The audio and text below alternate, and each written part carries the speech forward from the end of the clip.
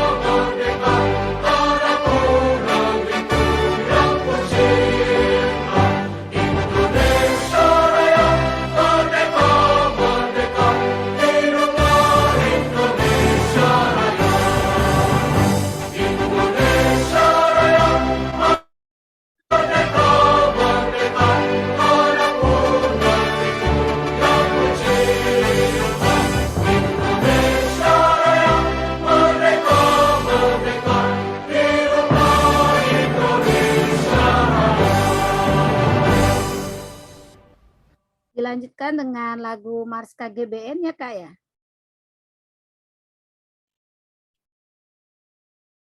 Sudah siap operator untuk Mars KGBN-nya?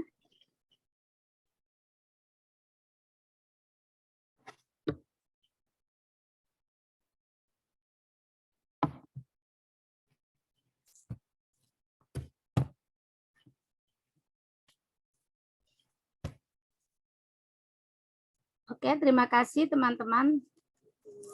Aku pikir ada Mas KGBN. Kita lanjutkan ke acara berikutnya karena hari sudah semakin larut ya. Kita telat beberapa menit dari acara yang sudah kita tentukan. Adalah sama-sama kita dengarkan sambutan dari Ketua KGBN Bogor kepada Kak Aldi Yudawan. Saya persilahkan. Baik teman-teman, Assalamualaikum warahmatullahi wabarakatuh. Yang kami hormati, kami banggakan dan kesayangan kita semua, para narasumber yang pada hari ini hadir, ada Bu Andri, kemudian ada Pak Reza, kemudian ada Ketua BPP Provinsi Jawa Barat, Bu Ika, dan teman-teman dari BPP, ada juga teman-teman dari BPN, KGBN yang hari ini menyempatkan hadir beserta rekan-rekan guru semua di Bogor maupun dari luar Bogor. Alhamdulillah pada malam hari ini merupakan pertemuan pertama kita di bulan Ramadan, teman-teman, dan di bulan Ramadan ini KGBN Bogor itu menyelenggarakan kegiatan yang kita beri nama dengan Talas Bogor edisi Ramadan. Talas Bogor edisi Ramadan ini ada 4 pertemuan nanti teman-teman. Pertemuan pertama hari ini kita membicarakan tentang esensi kurikulum merdeka. Kebetulan saya sama Pak Dwi ini nggak janjian sama sekali ya, pakai baju ganti kurung, ganti kurikulum, ganti paradigma.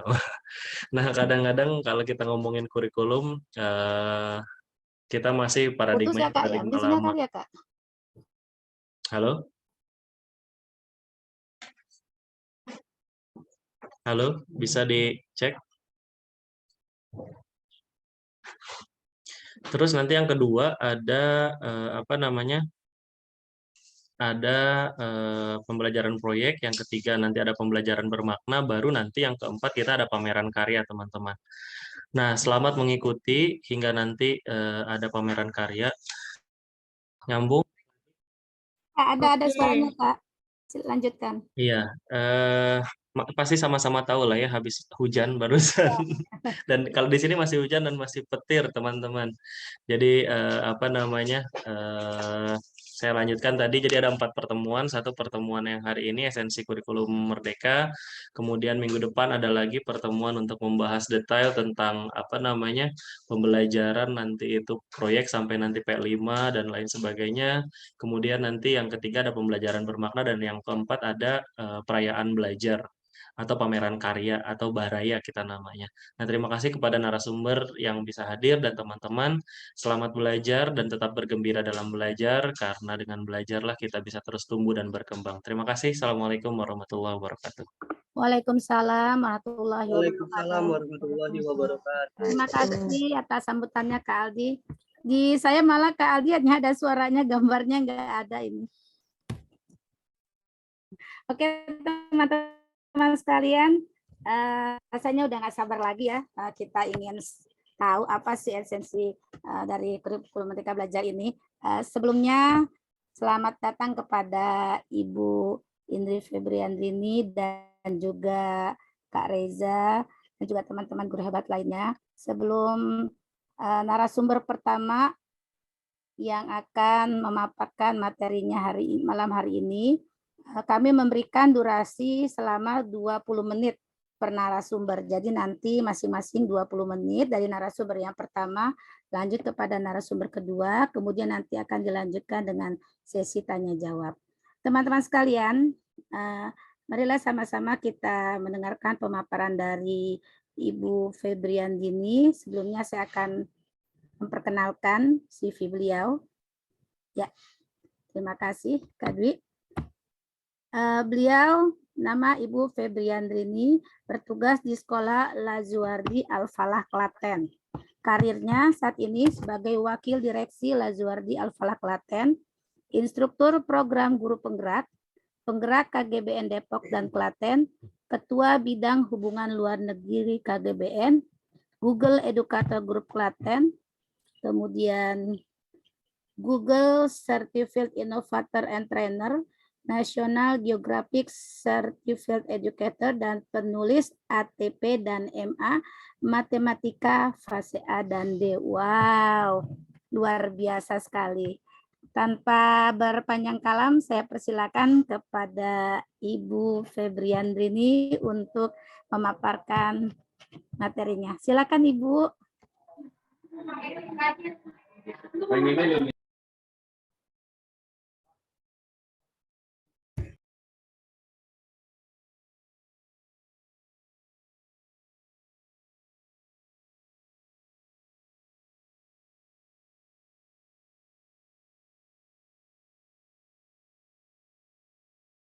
Suaranya nggak ada. Sudah terdengar, Bu? Suaranya belum muncul. Oh, belum muncul ya?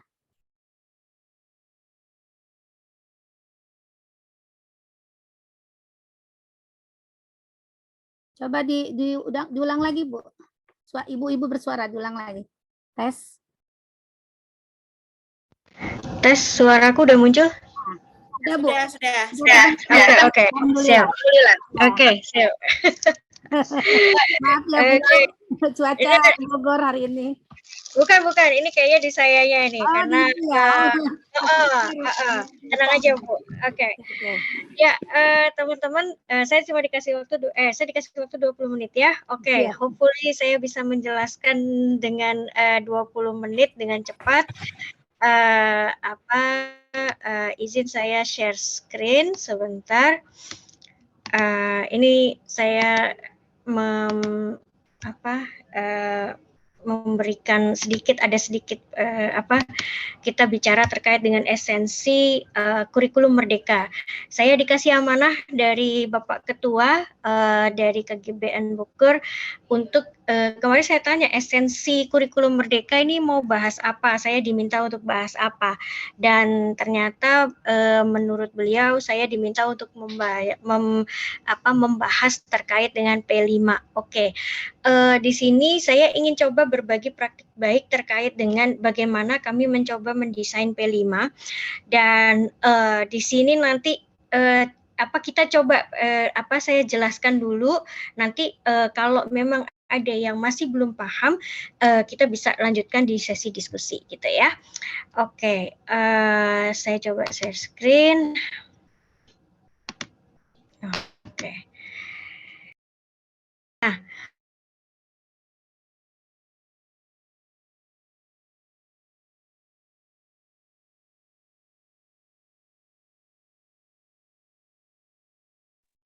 Bu, suaranya di mute kayaknya itu.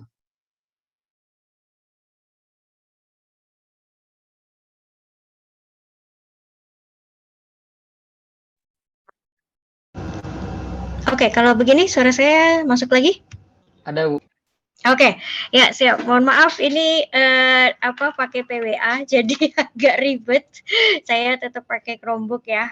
Jadi kalau nge-zoom itu agak ribet. Oke, gini teman-teman, terkait dengan P5.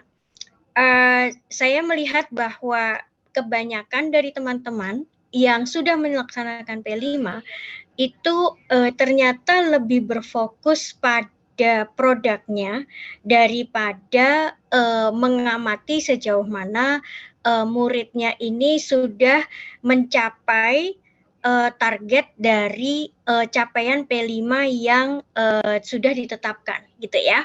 Nah, jadi dengan adanya fenomena itu, saya terus kemudian mencoba untuk mencari tahu, dan saya menjadikan refleksi ke saya sendiri gitu ya. Apakah saya sendiri itu sudah menerapkan dengan cara yang tepat, dan ternyata saya baru temukan jawabannya. Nah, ini nanti yang akan saya sharekan kepada teman-teman gitu ya. Bahwa pertama di sini yang akan kita diskusikan pertama ini ada 5 gitu ya. Satu, kita menentukan mana dulu, dimensinya dulu atau menentukan temanya dulu. Nah, terus kemudian yang kedua nanti kita akan bahas siapa sih yang menentukan topik proyeknya itu sebenarnya siapa. Lalu yang ketiga, sejauh mana murid itu dilibatkan dalam P5, dan bagaimana kita kelola aset sekolah dalam P5, dan assessment-nya itu bagaimana dalam P5.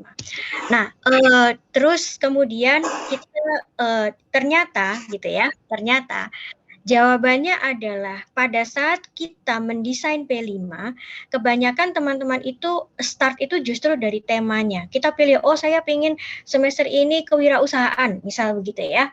Nah, padahal harusnya itu dari dimensi P3-nya.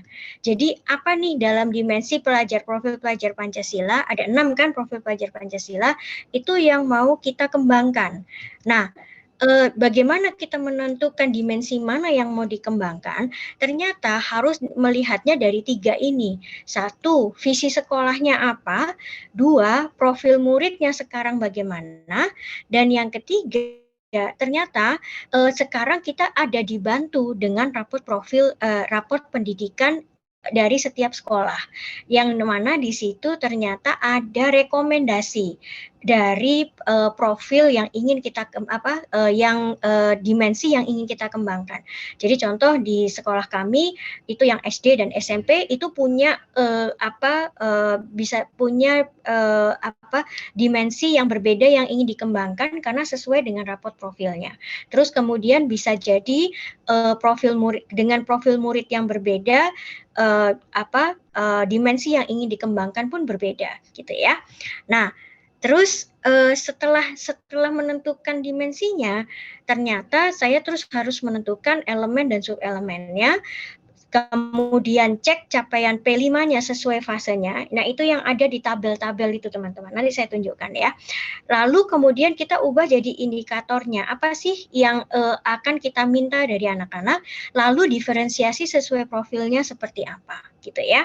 Nah, saya terus kemudian baru paham nih di sini gitu, bahwa ternyata saya lihat misal SMP itu di fase D, terus misal saya pilih nih berkebinekaan global, elemennya adalah refleksi dan bertanggung jawab terhadap pengalaman berkebinekaan, sub elemennya itu menghilangkan stereotip dan prasangka, ya.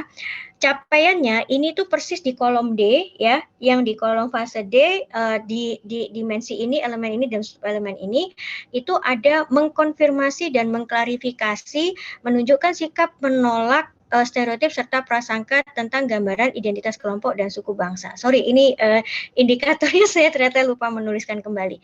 Nah, berarti di sini ada indikator yang kita harapkan dari murid-murid kita adalah satu, mereka bisa mengkonfirmasi, mereka bisa mengklarifikasi, menanyakan kembali kepada orang lain terkait dengan stereotip dan prasangka.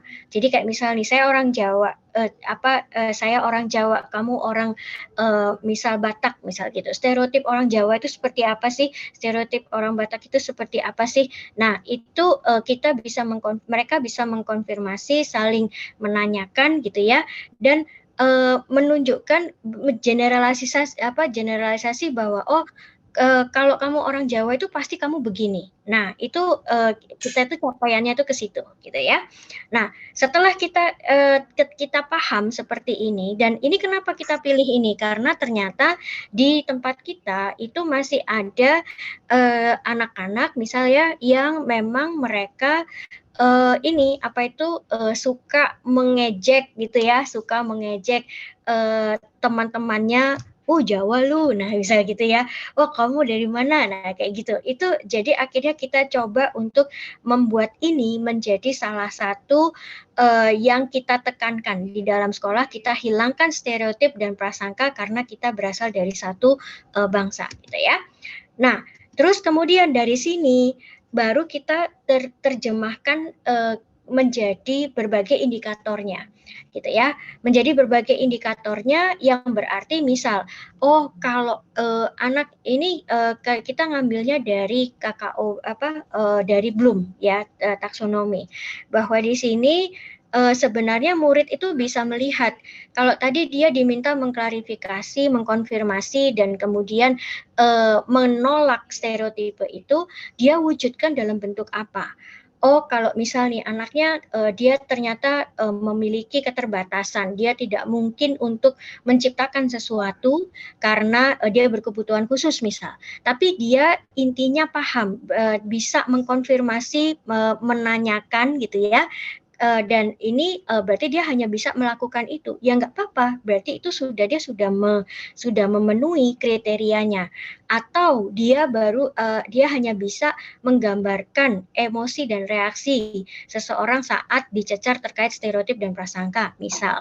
Atau ada anak yang cukup bagus analitiknya, mereka menginvestigasi kasus-kasus terkait dengan stereotip dan prasangka.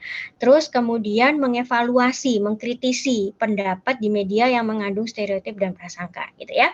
Atau anak yang bagus sekali, dia bisa menciptakan infografis, misal gitu. Nah, jadi anak itu akhirnya bisa lihat, oh saya bisa nih ngerjain yang ini, gitu ya. Nah, Setelah menentukan dimensi P3, menentukan tema, P3 itu sudah ditentukan dimensinya, oke, saya tadi akan menentukan terkait dengan berkebinekaan global, terkait dengan stereotip dan prasangka. Terus barulah kita tentukan temanya. Oke, sekarang kita mau kaitkan temanya dengan apa, gitu ya. Nah, ternyata saya coba, saya coba terkait dengan gaya hidup berkelanjutan. Oke, stereotipe prasangka, kemudian gaya hidup berkelanjutan, gitu ya. Nah, siapa yang menentukan topik proyeknya, gitu ya? Ternyata topik proyeknya itu bukan guru yang menentukan, tapi siswanya, gitu. Nah, jadi karena topik proyek itu dipilih oleh murid, mereka bisa mengembangkan proyek ini memang sesuai dengan apa yang mereka ingin lakukan. Nah, kita bedah dulu gaya hidup berkelanjutan itu ada apa aja. Oh, ternyata gaya hidup berkelanjutan itu terkait dengan dampak aktivitas manusia. Oh, ada tentang bangun kesadaran, gitu ya. Oh, ada potensi krisis berkelanjutan. Jadi mereka bisa pilih. Nah, terus akhirnya ini tadi kan, tadi stereotipe, sekarang gaya hidup berkelanjutan. Berarti apa yang harus digali? Nah, ternyata memang ada stereotipe atau prasangka tertentu terkait gaya hidup berkelanjutan. Itu digali lagi sama mereka. Ada nggak korelasinya, gitu ya? Dampak aktivitas manusia kalau ada stereotipe itu ada apa enggak? Nah, ternyata ada gitu. Jadi contoh ini ada nih di media terkait dengan opini bahwa gaya hidup berkelanjutan itu tidak manly katanya gitu, tidak mereka lebih feminin. Kalau anak SMP kan sudah paham ya antara feminin sama terlaki-lakian atau lebih kepada keperempuan misal gitu ya. Terus kemudian atau apakah kebiasaan suku bangsa tertentu itu mendukung atau tidak mendukung gaya hidup berkelanjutan. Nah, jadi ini membuat mereka akhirnya terpantik untuk saya kayaknya bisa nih menggali isu apa saja ya terkait tadi dari tema dan topiknya, wujud isunya gimana di lingkungan sekolah kita, benar gak sih kalau pemikiran orang-orang ini kalau gaya hidup eco-friendly itu lebih ke cewek, istilahnya lebih ke feminin daripada manly misal begitu ya. Terus kemudian solusi untuk menolak stereotip terkait gaya hidup berkelanjutan ini apa? Bagaimana caranya mereka bisa, karena ini adalah sesuatu yang harus dilakukan, berarti bagaimana kita tidak memecah bahwa karena memang dari satu bangsa tertentu itu berarti mereka kebiasaan mereka itu tidak sesuai dengan gaya hidup berkelanjutan misal. Jadi tidak ada stereotip itu. Nah, jadi pelibatan muridnya tadi itu jelas gitu. Guru akhirnya sudah bisa memetakan, murid pun akhirnya sudah bisa memilih, saya itu mampunya di sini, ini yang saya kerjakan, keluarannya adalah ini, topiknya ini gitu ya. Jadi akhirnya ada voice choice ownership tadi, bahwa murid memilih hasil belajar yang sesuai dengan profilnya, murid mengembangkan kepemilikan dan mau bergerak menyelesaikan proyeknya. Nah, terus pertanyaan berikut bagaimana tadi kita kelola aset dan limitasi sekolah? Kalau dilihat tadi gitu ya, ini berarti keluarannya apa? Apakah produk? Ya belum tentu gitu. Apakah hanya berupa paper saja? Enggak juga gitu, bisa bentuknya macam-macam. Nah, kemudian bagaimana kita kelola asetnya? Apa yang harus kita kembangkan? Berarti anak-anak ini butuh apa? Apakah mereka butuh untuk datang ke lokasi orang-orang suku bangsa tertentu, misal begitu ya, ke suku-suku tertentu yang tinggal di sebuah daerah, misal segitu, untuk melihat bagaimana gaya hidupnya. Nah, kemampuan sekolah ada nggak untuk itu? Terus kemudian atau kita bisa lihat aset sekolah itu kan termasuk di sekitar kita ini ada apa? Nah, kita bisa lihat dan kita bisa bandingkan. Sekolah itu punya aset misal ya dari sisi teknologi, apa yang bisa digali dari situ sehingga akhirnya murid itu bisa mendapatkan informasi lebih. Nah, ini jadi namanya mengelola aset. Apa yang bisa kita berikan? Ayo cari di sini, punya informasi punya misal nih sekolah punya ensiklopedia library yang luar biasa. Nah, bisa nggak kita manfaatkan untuk project ini? Nah, gitu. Jadi dalam mengelola aset ya dan limitasi sekolah itu jangan kita hanya lihat sekolah nggak punya apa-apa gitu. Tapi yang dinamakan aset sekolah itu termasuk juga lingkungan di sekitar kita ini seperti apa, dan ini yang harus kita bangun gitu ya, dan kita betul-betul jeli untuk bisa lihat. Bisa jadi selama ini, nah kita nggak lihat itu sebagai potensi, yang kita lihat hanya sebagai ya ada gitu aja, tapi bukan potensi gitu ya. Nah, terus kemudian ini saya lupa. Nomor 5 itu tadi adalah bagaimana menentukan asesmennya. Asesmen di sini berarti bahwa kita tadi kembali lagi ke bagian awalnya, bahwa apakah pada saat murid itu berproses di sini itu kembali lagi ke ke istilahnya ke tahapan yang kita di tahapannya itu gitu ya. Kalau kita menilainya itu kembali lagi ke dokumen P5-nya. Asesmennya itu kita lihatnya di sini. Sebentar, saya share screen sekali lagi. Bentar. Share screen-nya tidak ada. Iya, barusan saya ini ya. Tadi share screen-nya nggak ada ya.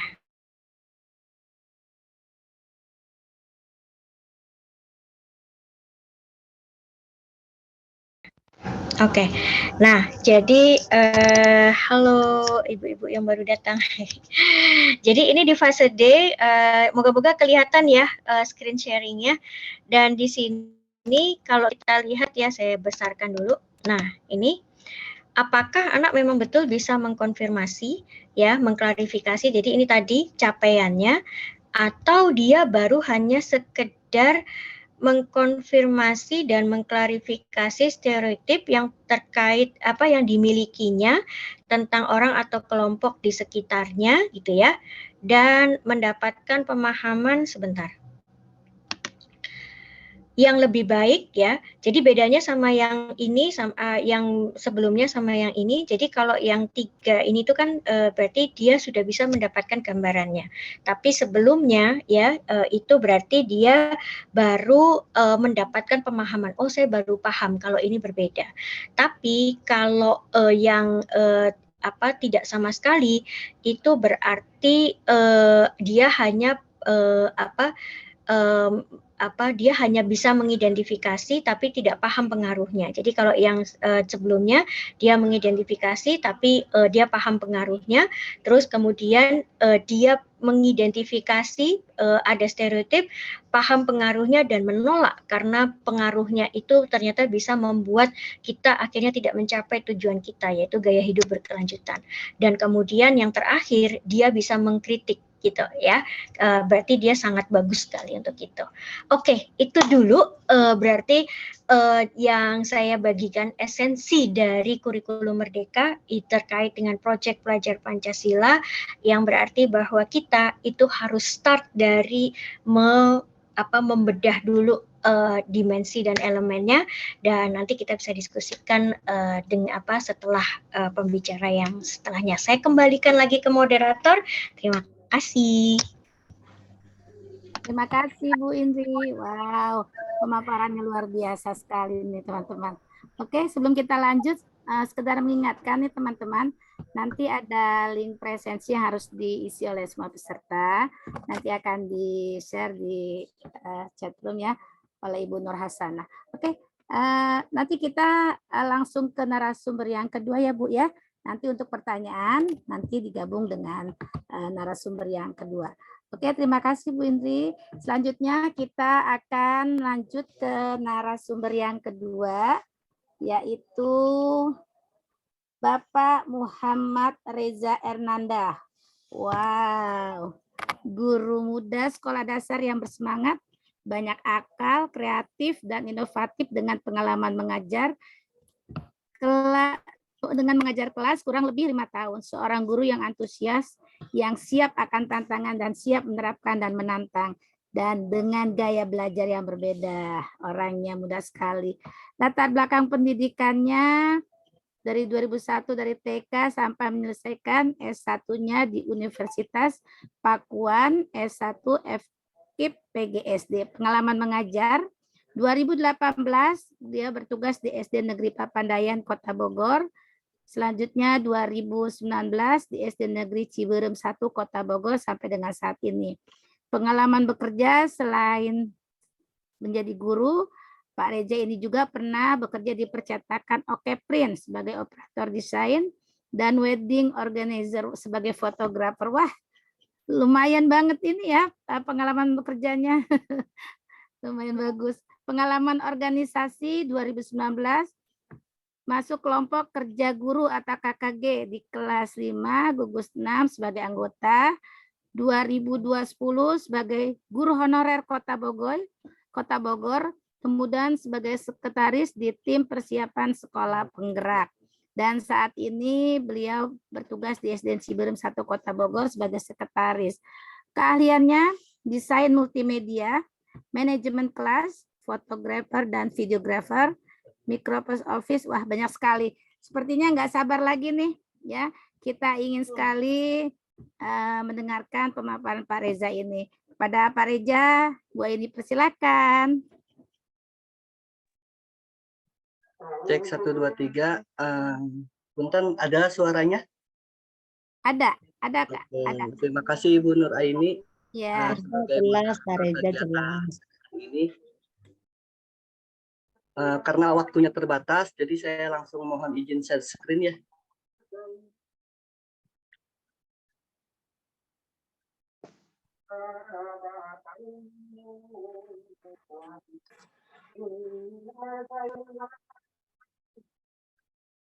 Baik, pada kesempatan malam ini, alhamdulillah saya diberikan kesempatan untuk berbagi praktik baik pada kegiatan Talas Bogor, yaitu yang dimana Talas Bogor ini merupakan suatu wadah bagi teman-teman hebat di sini, bagi pejuang pendidikan di sini, agar bisa tetap belajar sasarangan guru Bogor.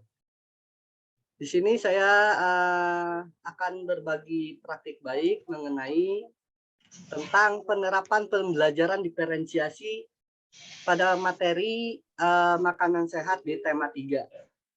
Di kelas saya pribadi, kelas 5B, tahun ajaran saat ini di SDN Ciberem 1 Kota Bogor. Ya. Nah, pada saat 25 September tahun lalu, kami bersama teman-teman kelas 5B sudah dalam proses mempelajari tema 3, yaitu di makanan sehat. Saya dan teman-teman belajar di kelas saya mempelajari tema 3. Saya memiliki teman belajar di kelas sejumlah 42 orang. Pada saat itu, kami diskusi secara jarak jauh melalui voice note via grup WhatsApp kelas tentang minat, kesiapan, dan gaya belajar di tema 3 makanan sehat dalam kondisi malam. Kenapa dalam kondisi malam? Karena kebetulan saya apabila tidak sempat ataupun tidak ada waktu pada saat melakukan refleksi pembelajaran atau refleksi kegiatan belajar pada saat itu, saya selalu insya Allah melaksanakan refleksi belajarnya di pada saat malam. Selanjutnya, yaitu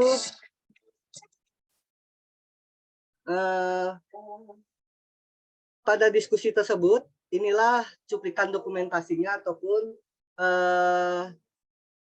tentang asesmen diagnostik yang saya terapkan pada diskusi malam itu. Mohon disimak, Bapak, Ibu, dan teman-teman hebat di sini.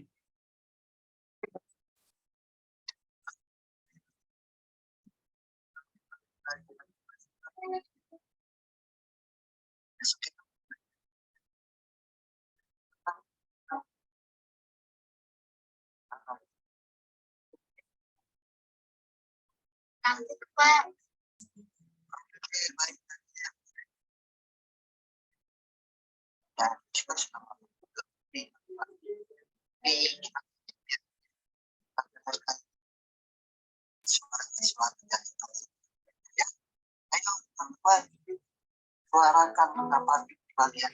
Belajar apa kamu belajar? Ya.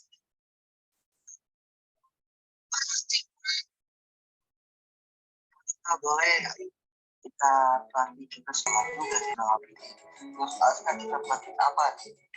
Untuk pembelajaran selanjutnya. Ada ide kah dari Aska? Ayo coba suarakan kakak. Iya Pak, ini penting ini Pak. Kumpulin suaranya aja yang paling banyak baru kita setujuin Pak. Ayo yang lain, ide-ide pribadinya, untuk konsep-konsep praktiknya, yuk keluarkan. Tuh, tadi ya sudah hebat, sudah bisa mengajak teman-teman di sini untuk melakukan pembelajaran. Ayo yang lain suarakan, ya. Coba tingkatkan lagi sikap inisiatifnya, sikap rasa ini, tahu kemampuan itu tingkatkan lagi. Ayo suarakan pendapatnya tentang pembelajaran. Yuk, semangat. Kalian harus bisa menerapkan isi kelas kita yang berarti dan jawab. Ayo.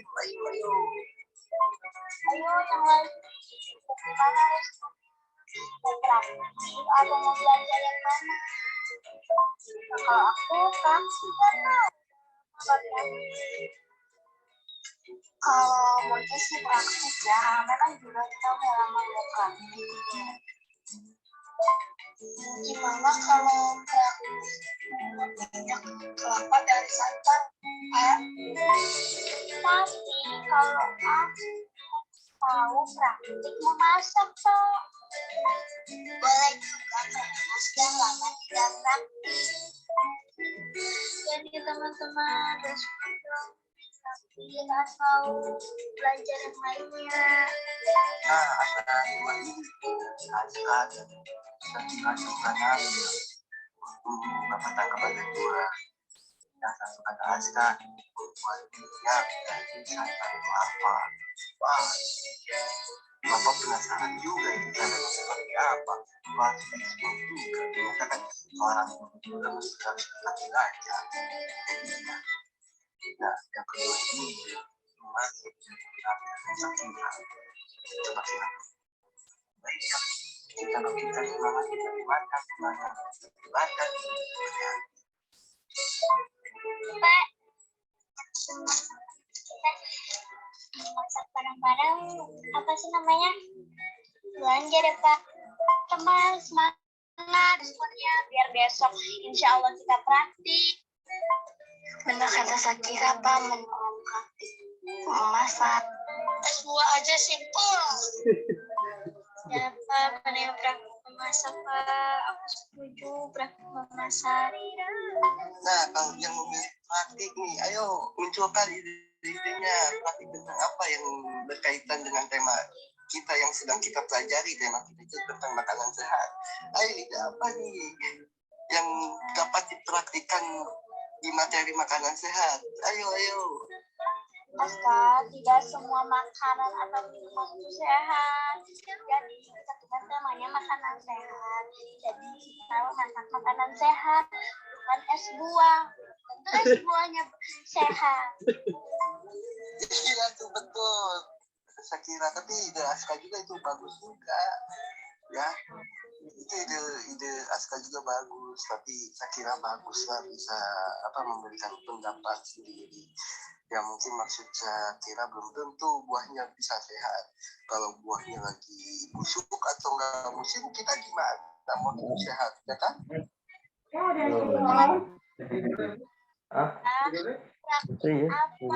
Dan teman-teman semangat dong untuk berdiskusi buat besok belajar. Semangat. Iya nih, kalian mau praktik apa? Mau masak? Tadi dari ide Nabil atau mau bikin minyak dari ide Aska, terus bikin es buah dari ide Aska juga yang simple. Apa kita itu ya belajar kimia? Tapi Jadi belajar kimianya yang terkait dengan makanan sehat. Boleh kita praktik kimia. Ide bagus itu. Tapi kamu harus pikirkan dulu. Ide kreatif apa yang masih bersangkutan di Hah? Eta nu P5 teh ya? Amiran P5 teh? Cilung apa?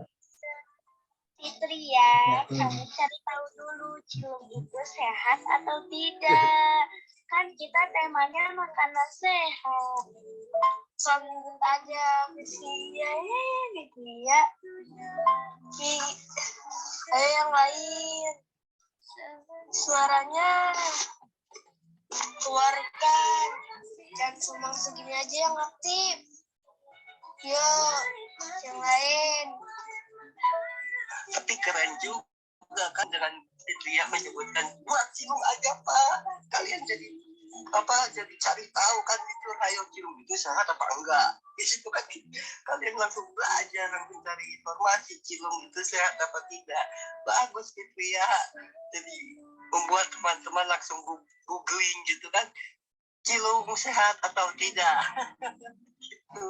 Bagus Fitria. Coba ide yang lain Fitria. Ayo keluarkan. Bikin agar juga bisa sehat. Tuh si Aska udah bikin minyak kelapa dari santan, udah bikin es buah atau sup buah. Sekarang tuh ada bikin apa tadi? Bikin agar tuh. Idenya udah 3. Masa kalian kalah sama Aska sih? Ayo dong. Buah aja kan sehat, tanpa buah. Enggak lo di bulu papa, siangnya nyangkang ke gunung meren. Yang bener Fitria. Ya kamu itu mah masalah kamu sendiri. Kamu harus bisa memecahkan masalah diri sendiri dong. Gimana caranya biar sinyal kamu bagus, biar kamu lancar komunikasinya. Kamu harus bagaimana, itu kan masalah kamu harus bisa merumuskan masalah hingga memecahkan masalah sendiri ya. Perumusan masalah kamu kan tadi sinyalnya tidak ada, susah sinyal ya, itu kita rumuskan masalahnya. Caranya itu kita mencari solusi. Apa kita rumuskan dulu, apa kamu harus ganti kartu, apa kamu harus pasang wifi, atau kamu harus jalan dulu keluar mencari sinyal. Itu adalah urusan masalah. Sekarang solusinya itu ya kamu cari dan ambil sendiri solusinya, sehingga terpecahkanlah masalah kamu. Seperti itu Fitria.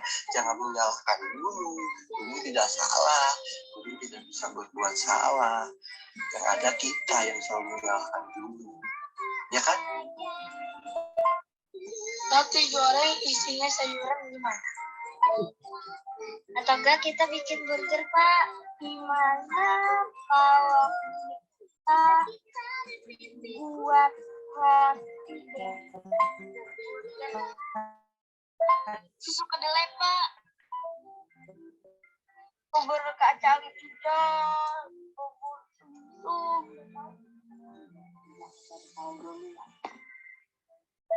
Menurut Mawa ya Pak, burger sih Pak, soalnya burger tuh simple, tinggal bari rotinya gitu loh Pak.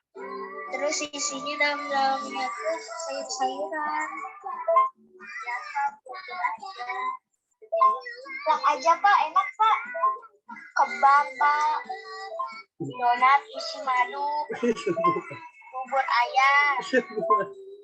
Bagaimana jika praktik kimia tentang zat makanan sehat, Pak? Bikin pisang bakar pakai coklat, pakai keju. Aska masih ide apa lapar ya? Gara-gara Aska jadi lapar. Pak, kalau enggak bikin telur asin, Pak. Jadi Bapak ngedengerin Shakira, ngedengerin Aska nyebutin segala macam makanan. Bapak jadi lapar. Bapak serasa ada di mall, tapi dalamnya restoran semua. Ayo Bapak pisang gorengnya Bapak, ayo Bapak belinya Bapak, murah meriah loh Bapak, ada diskon loh Pak. Hebat-hebat anak-anak Bapak, hebat-hebat. Ayo coba keluarkan lagi ide-idenya. Ya, oke. Tapi lewat grup ya Pak penjualannya. Silakan beli Bapak. Tuh kata Lepan bikin telur asin tuh, ada lagi ke baru. Waduh, hebat banget ternyata anak-anak Bapak ini, teman-teman Bapak di kelas 5B ini. Waduh, idenya sangat luar biasa ternyata kan. Ada inilah, ada sampai depan ini telur asin. Bapak jadi ekspor juga, googling juga kan cara membuat telur asin. Siapa tahu nanti Bapak bisa punya pabrik telur asin. Coba dikembangkan lagi di ide yang lain. Coba dikembangkan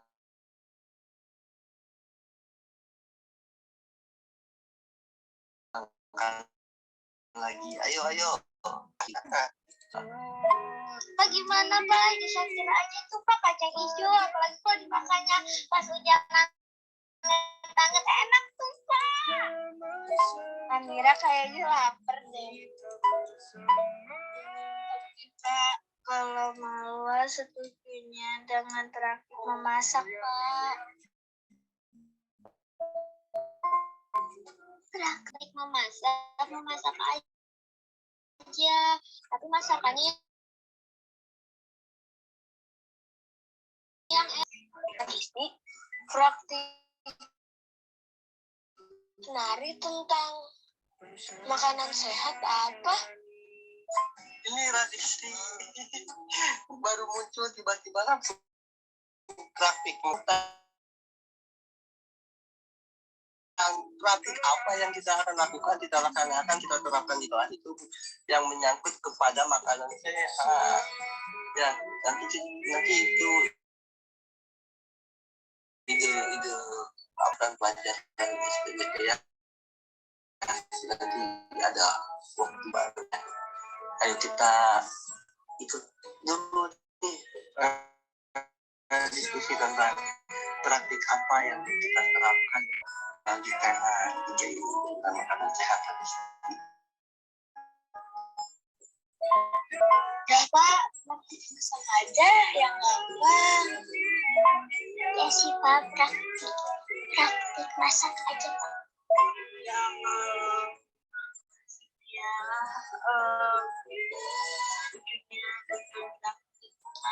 Masak, soalnya Mawar pengen tahu gitu ya. Maksudnya kita praktiknya masak itu gimana? Bapak khawatir kalian kalau disuruh praktik masak nanti yang ada malah beli langsung ke warteg kan, beli teman nasi langsung, kalian nggak tahu prosesnya. Ayo coba dikembangkan lagi ide-idenya.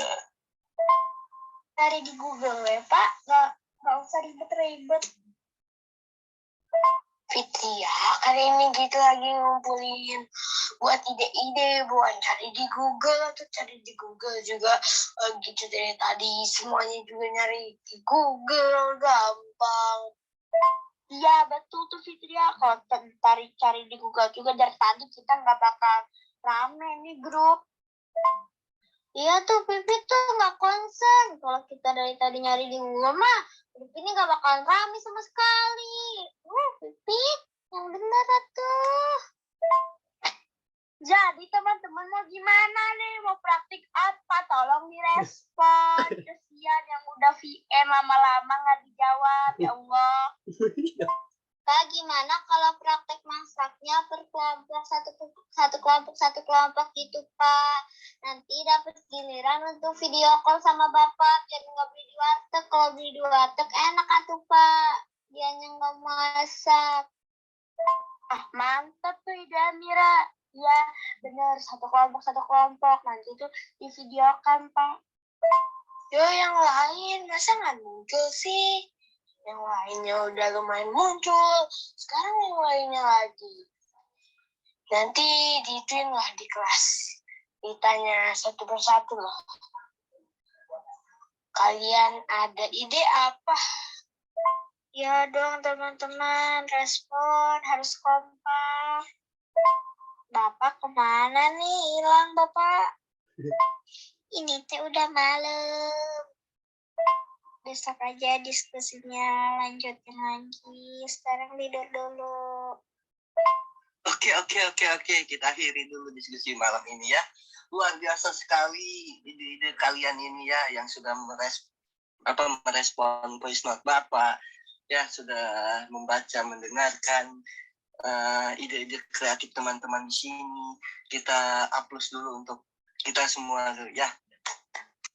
Bapak bangga sekali dengan kalian semua.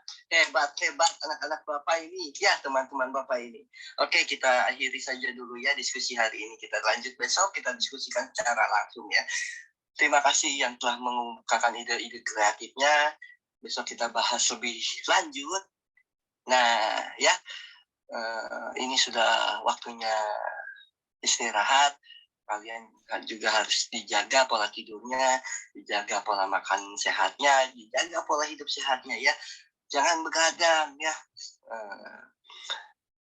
Pokoknya sekarang kita istirahat dulu.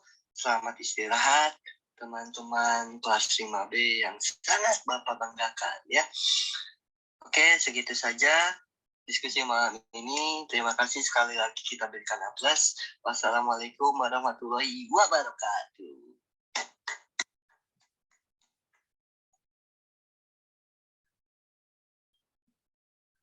Oke, dari diskusi tadi via WhatsApp, Bapak Ibu guru, teman-teman hebat di sini, secara tidak langsung saya menerapkan asesmen diagnostik, baik itu dari aspek kognitif ataupun non-kognitifnya. Lalu untuk keesokan harinya, kita melanjutkan diskusinya di dalam kelas. Kami sepakatkan melaksanakan praktik baik membuat makanan sehat.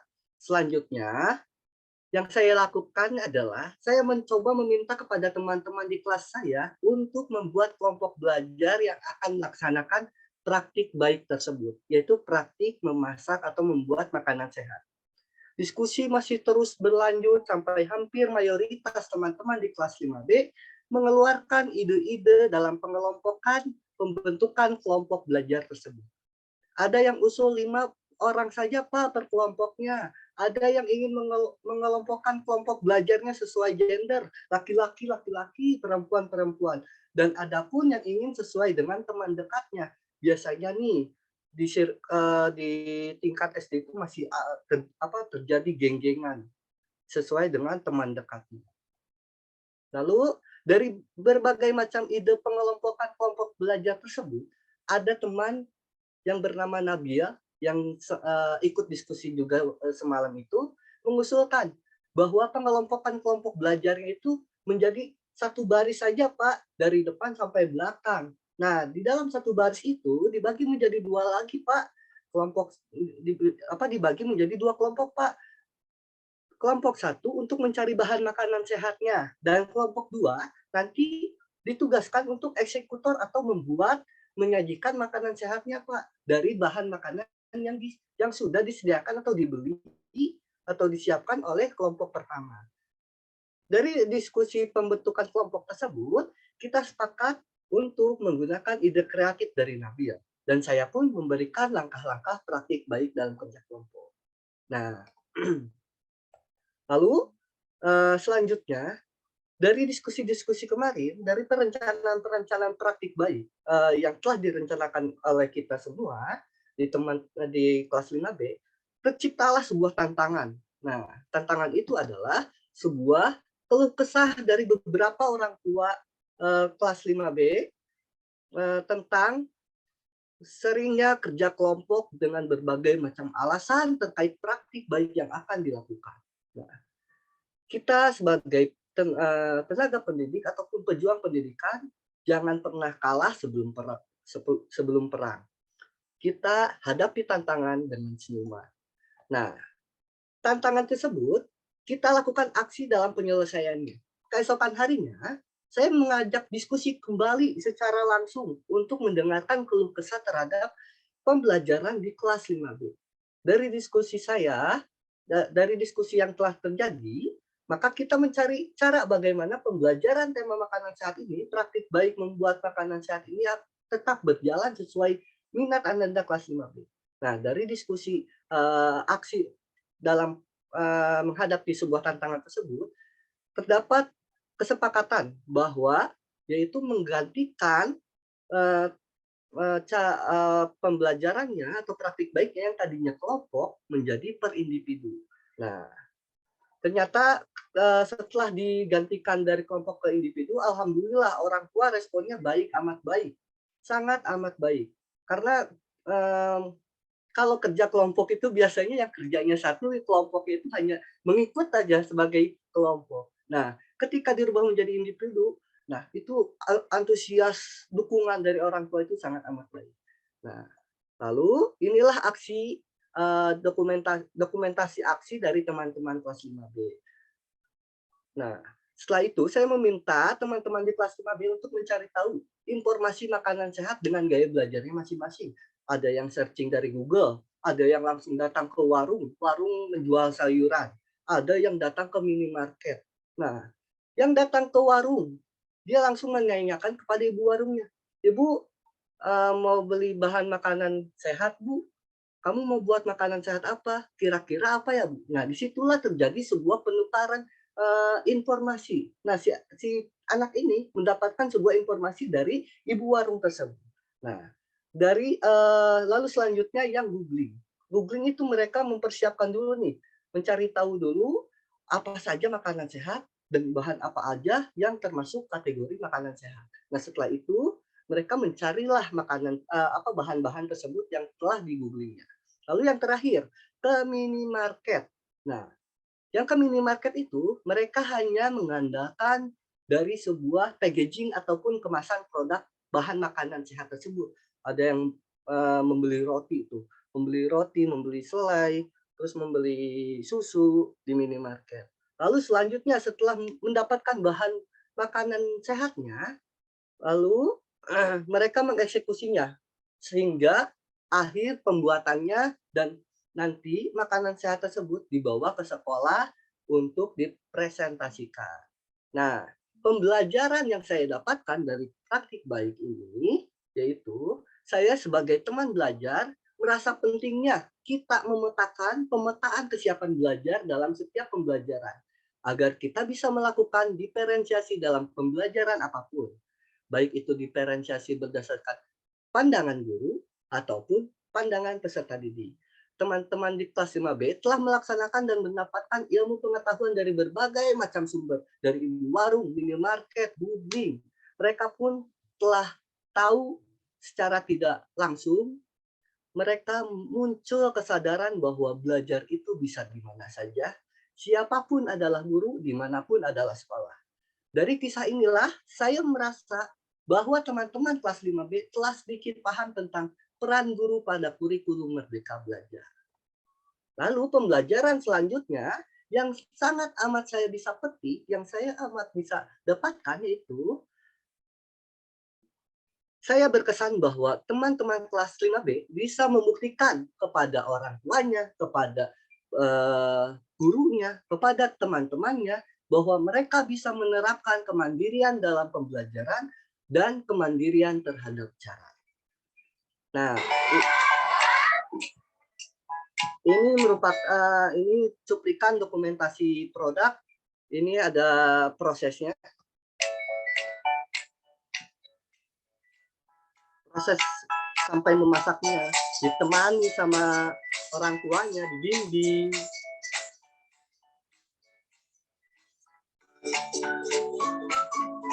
Sampai orang tuanya itu tidak terjun sama sekali, hanya sebatas menemani dan membimbing saja.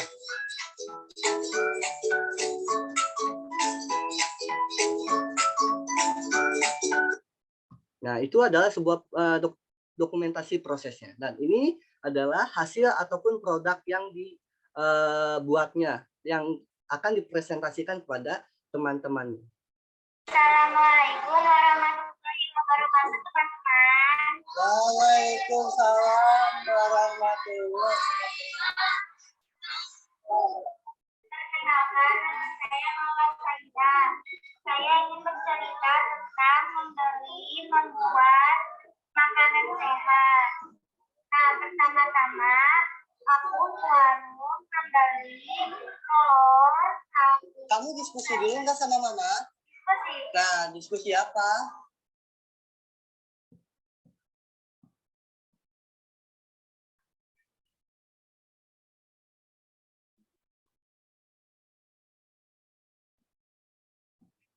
Aduh, sayang sekali ini ya, lo memuat ini loading. Mungkin kita bisa simak nanti. Nanti untuk presentasi produknya nanti PPT-nya mohon izin untuk dibagikan, barangkali bisa menjadi referensi teman-teman hebat di sini ya. Lalu selanjutnya ini adalah contoh diferensiasi produk yang telah kami ciptakan bersama teman-teman di kelas 5B. Ini salah satunya itu materinya berbeda, yaitu ini sistem pencernaan. Nah, hasil produknya ini mereka ada yang membuat peta konsep, ada yang membuat poster, ada yang membuat flip chart, sampai mereka membuat resume. Pendapat-pendapat dari anggota kelompoknya dibuat resume menjadi satu resume. Nah, ini adalah contoh diferensiasi produk. Lalu mohon izin kepada teman-teman di sini, ini adalah kanal YouTube sekolah kami yang mudah-mudahan bisa menjadi referensi teman-teman hebat di sini dalam menciptakan sebuah pembelajaran yang menyenangkan dan memerdekakan teman-teman di sekolahnya masing-masing. Mungkin itu saja. Terima kasih kepada KGB Bogor yang telah menciptakan atau memfasilitasi wadah kami untuk sharing-sharing dan belajar berbagi praktik baik. Terima kasih. Saya kembalikan kepada moderator. Keren. Tepuk tangan dong untuk Pak Reza. Wah, banyak banget nih pujiannya nih Kak Reza nih. Kata Bu Titi, untung lihatnya malam ya Bu Titi ya. Kalau nggak ngiler ini. Aku jadi kenyang dengernya. Untungnya malam ini. Kalau nggak, wah batal deh puasa kita. Keren. Susah komentarnya Pak Reza, nanti baca sendiri aja ya di chatnya ya. Banyak sekali, Masya Allah. Oke, teman-teman guru hebat, itulah pemaparan dari narasumber kita, Bapak Muhammad Reza yang sudah memaparkan praktik baiknya, Masya Allah. Keren, memang keren. Guru muda yang sangat-sangat berpotensial. Ini menimbulkan inspirasi buat kita semua. Ada yang tanya, itu toa Pak? Karena baru pertama kali ngelihat anak presentasi pakai toa, jadi terheran-heran ini Bapak Ibu gurunya. Ya biasanya pakai mic wireless gitu kan ya. Kali ini pakai toa. Untung bukan toa masjid ya Pak ya. Jadi suaranya sangat jelas sekali. Oke, terima kasih Pak Reza. Karena ini sudah semakin larut ya teman-temannya, terutama ibu-ibu nih nanti kan mempersiapkan makan sahurnya. Langsung saja saya memberi kesempatan kepada beberapa orang penanya. Di sini sudah masuk melalui kolom chat. Di sini ada dari Sanggar Membumi, ya. Sepertinya pertanyaan ini ditujukan untuk Pak Reza deh. Ini maksud diferensinya gimana ya? Nah, nanti Pak Reza tolong dijawab ya. Kemudian pertanyaan kedua dari Ibu Titi Suryani. Assalamualaikum. Terima kasih Bu Andri atas materinya. Sangat mencerahkan dan meluruskan miskonsepsi P5. Izin bertanya Bu Andri, pada poin murid memilih topik untuk murid-murid di sekolah dasar seperti apa ya Bu teknisnya? Karena untuk anak SD, kemandiriannya mungkin sedikit berbeda dengan anak SMP. Terima kasih Bu Andri. Nah, itu pertanyaan yang kedua dari Bu Titi yang ditujukan untuk Bu Andri. Mungkin saya persilakan ke Pak Reza dulu deh ya untuk menjawab pertanyaan pertama ini. Apa yang dimaksud diferensinya gimana ya dari Sanggar Mumbuni? Silakan Pak Reza. Baik, terima kasih Bu Nur Aini. Mohon izin ya teman-teman apabila saya kurang memuaskan dalam menjawab pertanyaannya, mohon dilengkapi ataupun mohon ditambahkan. Ya, silakan Pak. Jadi diferensiasi yang saya terapkan pada materi tersebut yaitu termasuk keseluruhan diferensiasi, yaitu diferensi konten, proses, dan produk. Kontennya apa aja sih? Kontennya yaitu saya membebaskan anak-anak mencari atau mencari informasi kepada siapapun tentang makanan sehat. Nah, ada yang ke googling, YouTube, ada yang ke warung, ada yang langsung ke minimarket, itu konten. Nah, prosesnya itu sebenarnya proses sama konten itu jalannya itu berbarengan. Prosesnya itu mereka langsung datang ke warung, langsung datang ke minimarket hingga sampai membuat sebuah produk. Nah, diferensiasi produknya itu yaitu saya membebaskan anak-anak teman-teman saya untuk membuat makanan sehat apapun, tidak dipatokkan untuk membuat sarapan pagi kategorinya, atau makan siang, atau makan sore, atau makan malam. Nah, produknya yang dihasilkan itu bermacam-macam. Ada yang membuat sandwich, ada yang membuat nasi goreng, ada yang membuat 4 sehat 5 sempurna. Nah, itu termasuk ke diferensiasi produk. Jadi, diferensiasi yang saya terapkan kepada materi ataupun pembelajaran praktik baik tersebut yaitu diferensiasi keseluruhan. Mungkin itu jawaban dari saya. Kepada teman-teman yang ingin melengkapi ataupun menambahkan, mangga dipersilahkan. Iya, terima kasih Pak Reza atas jawabannya. Gimana nih yang menanyakan nih, Sanggar Membumi? Udah cukup belum ya? Mudah-mudahan sih nggak puas ya Pak Reza ya. Jadi biar ditambahkan gitu sama teman-teman yang lain. Jadi kan semakin semakin meluas maknanya gitu ya. Gimana nih Sanggar Membumi? Mungkin kita tunggu saja ya sambil berjalan. Oke, yang kedua, terima kasih Pak Reza. Oke, nanti bagi teman-teman yang ingin bertanya secara langsung silakan ya, bisa raise hand, angkat tangan. Yang dari Ibu Titi Suryani ditujukan kepada Ibu Andri. Gimana Bu Andri? Baik, halo Bu Titi, apa kabar malam ini? Moga-moga sehat ya. Wajahnya ceria sekali loh, seger banget gitu, senang lihatnya.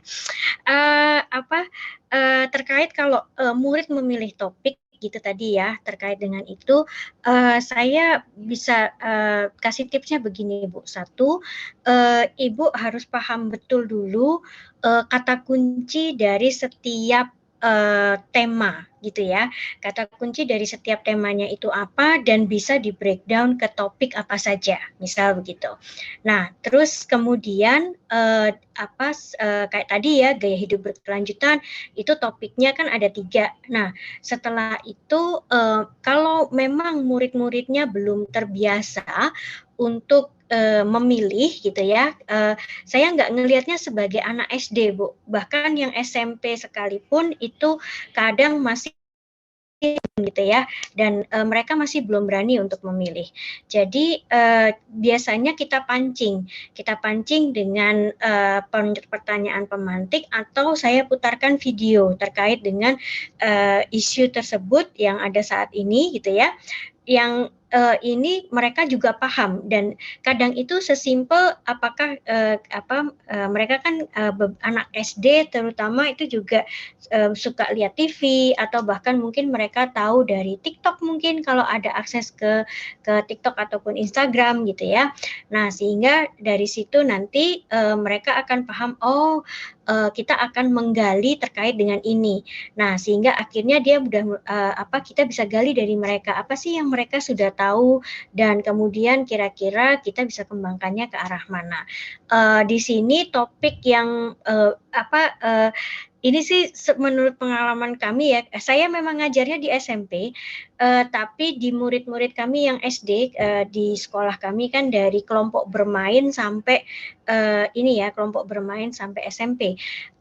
Itu pada saat murid memilih topik itu sebenarnya mereka sudah punya gitu gambaran sendiri-sendiri, dan Ibu nggak usah kaget, anak kami yang masih TK itu punya kemauan cukup punya gambaran apa yang mau dilakukan. Contoh misal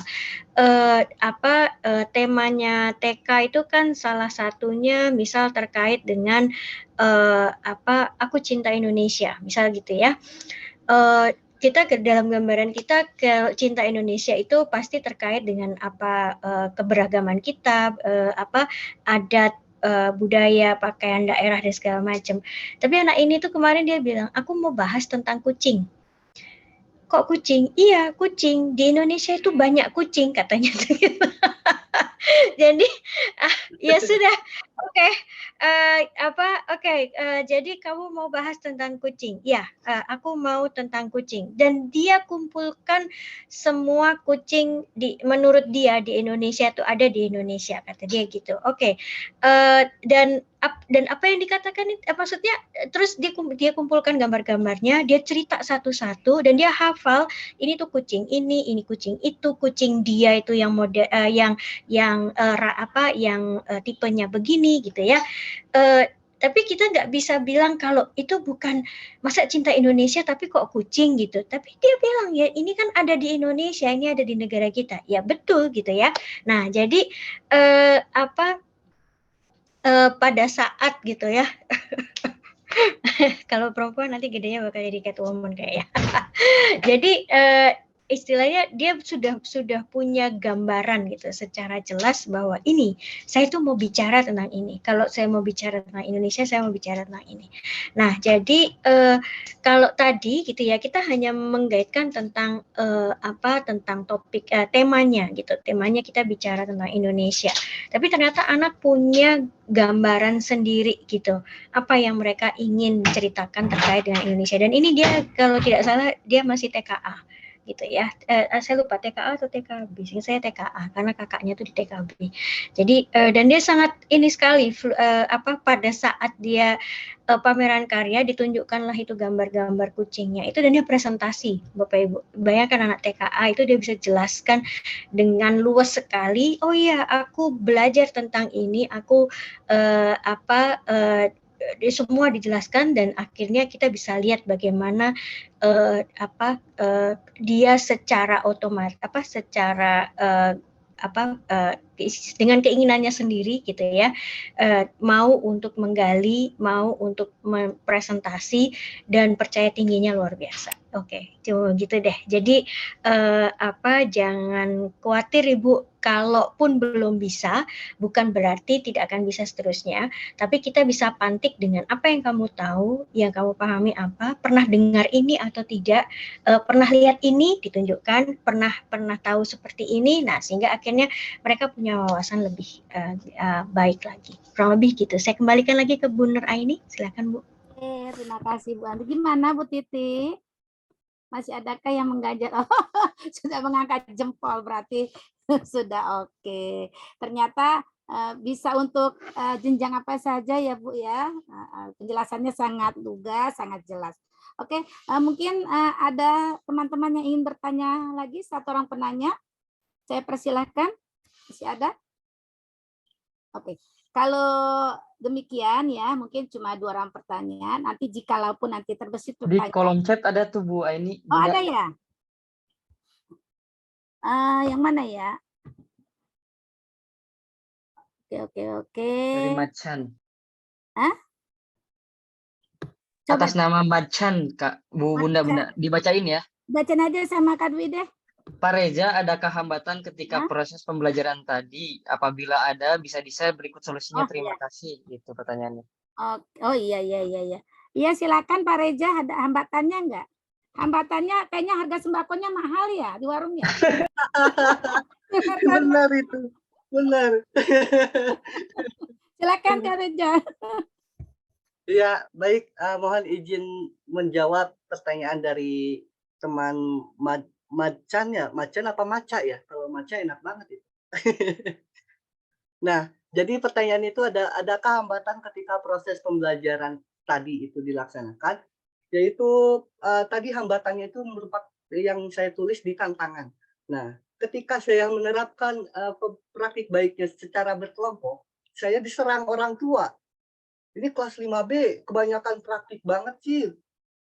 Praktik kerja kelompok banget sih, banyak banget sih kerja kelompoknya.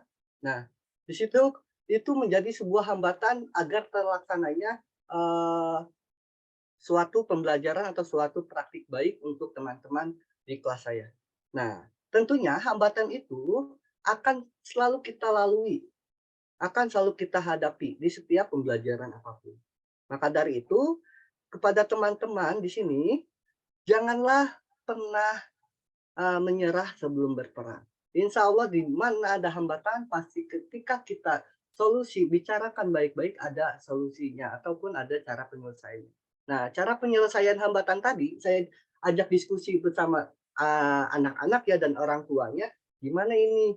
Pak, iya maksudnya ini kalau kerja kelompok itu rata-rata kalau kelompoknya itu yang kerjanya satu, yang kelompoknya cuma ikut nama, cuma ikut patungan.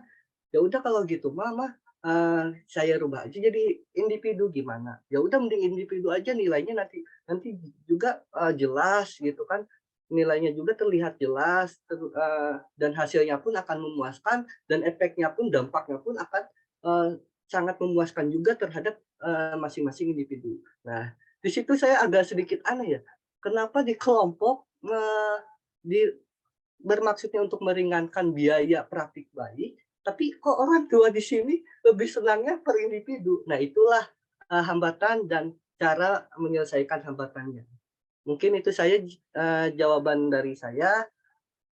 Mohon maaf apabila kurang puas terhadap jawabannya. Mungkin teman-teman di sini bisa menambahkan. Saya kembalikan kepada Ibu Nur Aini. Iya, berarti setiap masalah pasti ada solusinya. Yakin ya Pak ya? Nah, iya, insya Allah. Insya Allah. Oke, terima kasih Pak Reza atas jawabannya. Ini ada satu lagi nih untuk Bu Andri. Bu, saya bertanya, bagaimana tanggapan Ibu terhadap guru yang mengambil shortcut berupa ngapain nanya murid, nunggu pendapatnya lama. Udah kita aja yang tentukan sebagai guru. Mohon dijawab ya Bu. Terima kasih. Ya, Bu Andri, silakan Bu. Iya, baik, Bu. Ini oke, guru pembelajaran riset. Wah, namanya keren banget ya. Ngapain nanya murid nunggu pendapatnya? Kalau saya begini, kita ingin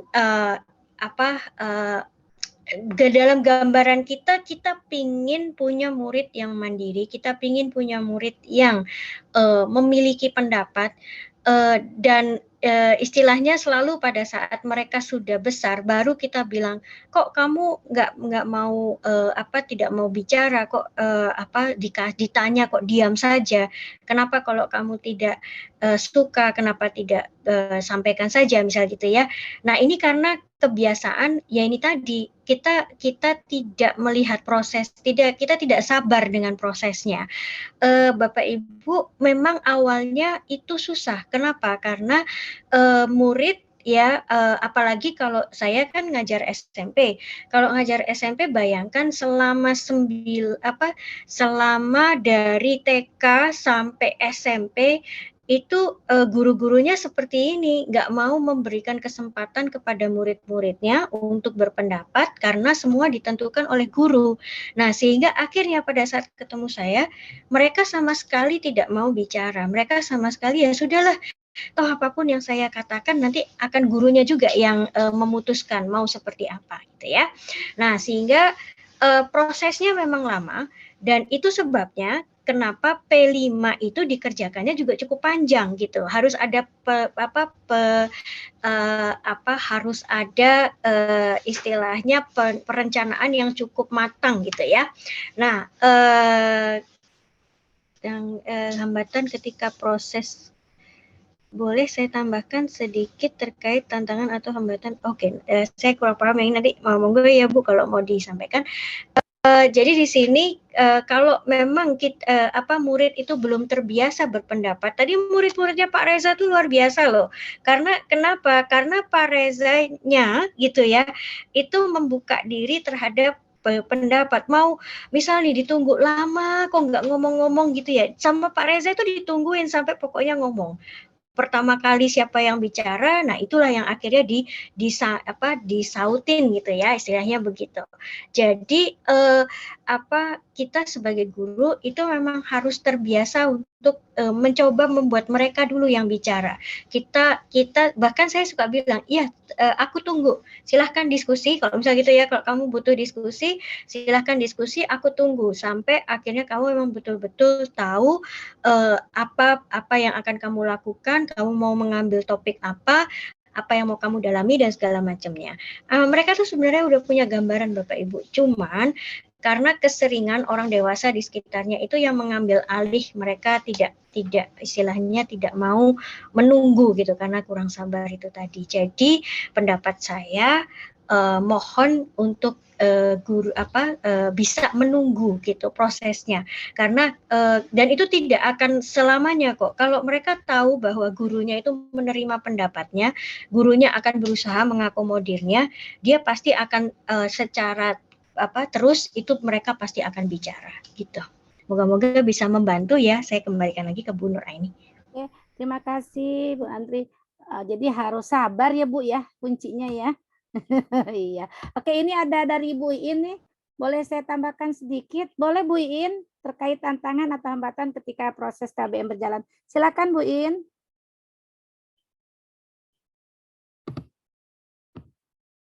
Halo. Oh, Bu Titi. Ya, silakan Bu Titi. Assalamualaikum Bu Nur Aini, Kak Aldi, Bu Andri, dan Pak Reza. Luar biasa ya materinya, terima kasih.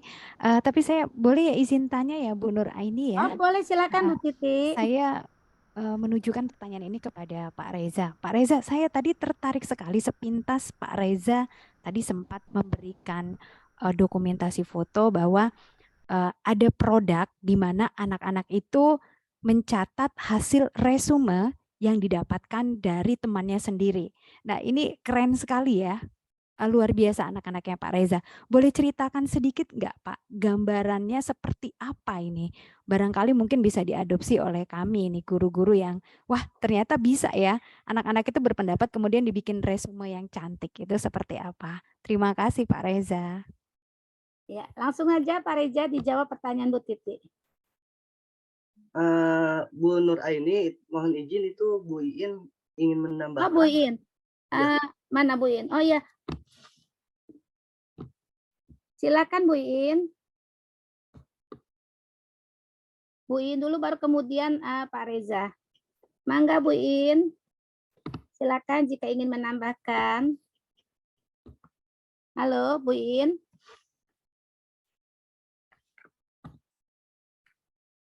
Sinyal mungkin ya. Sepertinya belum deh, Pak Reza. Oke, baik. Pak Reza aja dulu deh ya. Sambil menunggu Bu Iin. Iya, sambil menunggu Bu Iin. Silakan Pak Reza. Jadi terkait produk resume yang mereka ciptakan itu, awalnya itu, saya di materi sistem pencernaan. Nah, saya mengenal sebelum ke produk, saya pun mengenalkan beberapa produk yang bukan memperkenalkan ya. Jadi memberikan pilihan serta memberikan informasi. Nah, kalau poster itu nanti buatnya seperti ini ya. Nah, kalau untuk flip chart itu modelnya seperti ini. Nah, bahan-bahan membuat flip chart itu ini. Nah, lalu yang selanjutnya peta konsep. Nah, untuk resume ini tentunya saya sebelum mempersilahkan kepada teman yang memilih produk resume, saya pun tidak membebaskan benar-benar ya udah sok menulis apa aja terserahlah. Tapi sebelum mereka menulis, sebelum mereka mengemukakan pendapat di resume, saya pun memberikan contoh resume, memberikan informasi terkait resume. Nah, dari perkenalan tentang resume kepada teman-teman, ada satu kelompok yang tertarik terhadap resume. Kebetulan kelompok itu tidak sengaja terkelompok dengan yang gaya belajarnya itu senang menulis, senang bercerita gitu kan. Nah, di situ mereka itu ketika diberikan contoh resume, mereka oh ya udah aku mau nulis aja deh tentang sistem pencernaan. Nah, mereka menanyakan, mencari tahu informasinya. menyebar, mereka ada 5 orang itu menyebar.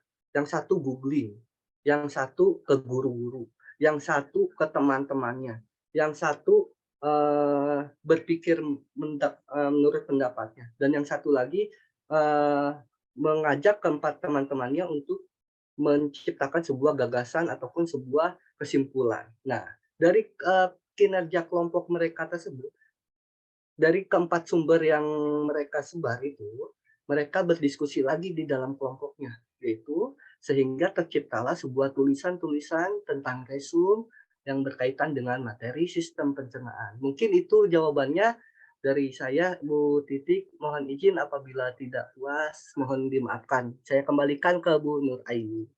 Ya, gimana Bu Titik? Udah puas belum? Karena kayaknya waktunya udah terlalu malam ya. Mungkin nanti saya bisa chat Pak Reza untuk tahu lebih dalam lagi. Mantap dah. Iya. Ini mungkin pertanyaan terakhir ya teman-teman ya, karena sudah malam juga nih. Takut kesiangan nanti sahurnya kita. Ini untuk Pak Reza lagi nih. Boleh izin tanya punten Pak Reza. Saya guru PAI. Bagaimana penerapan pembelajaran berdiferensi di kelas 1 SD? Misalkan tentang sejarah. Langkah apa yang harus saya tempuh? Terima kasih atas jawabannya. Silakan Pak Reza. Ini waktunya sudah jam 10 ya. Kasihan Pak, ini terakhir Pak. Ya. memang sepertinya ketika kita sudah diskusi seperti ini, waktu itu dihilangkan sama sekali. Gitu. Nggak tahu imsak aja ya Pak ya. Pokoknya tahu-tahu imsak aja. Imsak aja nggak taunya. Sekali lagi kita ucapkan terima kasih kepada KGB Bogor yang telah menciptakan Talas Bogor sebagai wadah belajar kita. Ya. Aplaus dulu untuk KGB Bogor. Nah, baik, mohon izin Pak Sunadi untuk menjawab pertanyaannya. Mohon maaf apabila nanti jawaban-jawaban saya melenceng ataupun tidak memuaskan, karena saya pribadi pun latar belakangnya bukan guru PAI. Jadi mungkin ini menurut gambaran saya ya. Jadi pembelajaran diferensiasi di mata pelajaran PAI ini mungkin Bapak bisa ngambil di materi tentang sejarah-sejarah Nabi ataupun sejarah perjalanan Nabi. Nah, mereka berikanlah keleluasaan tentang mengidolakan nabi-nabinya. Kelompok ini mengidolakan nabi ini, kelompok ini mengidolakan nabi ini. Nah, dibebaskan saja. Nah, Pak Sunadi harus mempersiapkan kontennya, yaitu materinya ataupun informasinya sebagai bahan dasar dari kelas ataupun dari Bapak sendiri. Didata dulu dari minat anak-anak tentang mengidolakan nabi-nabinya.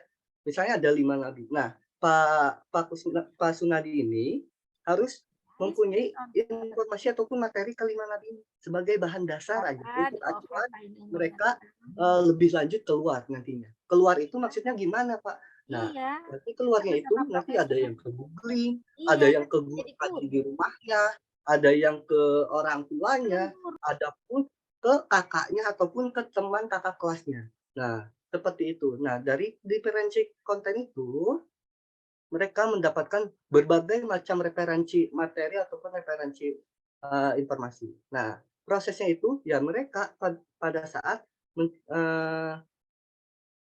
mau diapakan setelah mendapatkan informasi masing-masing dari berbagai macam referensi. Ada yang ingin menciptakan, Pak, aku mau memerankan nabi inilah, didramain. Pak, aku mau bercerita aja deh. Pak, aku mau nulis komik aja deh. Pak, aku mau nulis cerita aja. Nah, itu akan mengarah kepada diferensiasi produk nantinya. Nah, bebaskanlah mereka tentang menciptakan produk-produk tentang keidolaan Nabi. Nah, setelah itu, nah, sediakan satu waktu untuk mempresentasikan ataupun menampilkan produknya per kelompoknya masing-masing. Mungkin seperti itu penerapan di agama Islam ya. Mohon izin apabila kurang memuaskan, mohon dimaafkan. Mungkin kepada teman-teman yang ingin menambahkan dipersilakan. Saya kembalikan lagi kepada Ibu Nur Aini. Iya, terima kasih Pak Reza, Pak Sunadi ya. Nah, ini Bu In menjelaskannya lewat room chat ya, bisa dibaca. Mungkin teman-teman bisa baca ya sedikit tambahannya terkait tantangan. Kata Bu In, karena ada trouble sedikit di mikrofon laptopnya. Ya, teman-teman silakan dibaca ya, karena nanti semakin lama. Oke, Bapak dan Ibu Guru, mungkin ini pertanyaan terakhir dari Pak Sunadi tadi yang sudah dijawab dengan jelas oleh Pak Reza. Kepada narasumber, Ibu Andri dan Pak Reza, terima kasih atas ilmu yang sudah diberikan. Semoga menjadi ladang pahala wabil khusus di bulan suci Ramadan ini. Ya, pahalanya dilipat gandakan. Amin. Ya. Mudah-mudahan apa yang sudah disampaikan bisa kita mengerti, bisa kita terapkan untuk kepada anak-anak bangsa. Sebelum berakhir acara ini, saya mohon dengan hormat kepada Bu Andri untuk closing statement-nya ya Bu Andri, terutama tentang info BPN urusan luar negeri. Kepada Bu Andri, saya persilakan.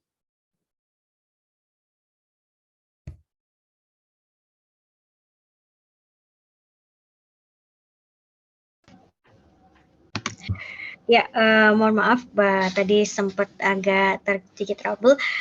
Ya, teman-teman, saya menutup sesi untuk malam hari ini dengan saya ucapkan terima kasih untuk KGBN Bogor yang sudah luar biasa memberikan kesempatan bagi saya untuk berbagi di Talas Bogor ini. Dan terkait dengan dari BPN, sebenarnya terkait dengan hubungan internasional, di sini saya hanya ingin menyampaikan bahwa apa yang kami lakukan itu terkait dengan bagaimana kita bisa mengembangkan organisasi kita ke kancah internasional, dan nantinya insya Allah akan ada kesempatan-kesempatan bagi teman-teman untuk bisa berkontribusi. Dan misal nih dari teman-teman ada yang jago bahasa Inggris, boleh loh langsung kontak saya atau kontak Pak Dian. Di sini kalau tidak salah ada Pak Dian juga yang nanti akan kita sama bawa teman-teman untuk bisa berkontribusi dan berjejaring dengan teman-teman guru di jaringan internasional. Moga-moga itu bisa tercapai. Kurang lebih begitu Bu Nur Aini. Saya tutup untuk saya sendiri. Saya mohon maaf lahir batin jika ada dari penjelasan saya yang masih kurang paham. Teman-teman boleh nanti kalau mau japri bisa bisa tanyakan nomor saya ke Pak Aldi ataupun ke Bu Nur Aini. Terima kasih. Saya kembalikan ke Bu Nur Aini. Terima kasih Bu Andi statement closing-nya dan informasinya sekaligus ya teman-teman. Kemudian saya persilakan untuk ke Pak Duyansa untuk menginformasikan kegiatan minggu depan nih sebelum saya tutup. Silakan Kak Dwi. Terima kasih Bunda ini. Assalamualaikum warahmatullahi wabarakatuh. Selamat malam untuk semuanya. Izin saya menginformasikan untuk seluruh guru maupun para pejuang pendidikan di Indonesia yang ikut dan hadir di acara Talas Bogor di edisi Ramadan ini. Jadi kegiatan Talas Bogor atau tetap sasarangan belajar sarang guru Bogor ini di edisi Ramadan kita ada peta pembelajarannya ya Bapak Ibu.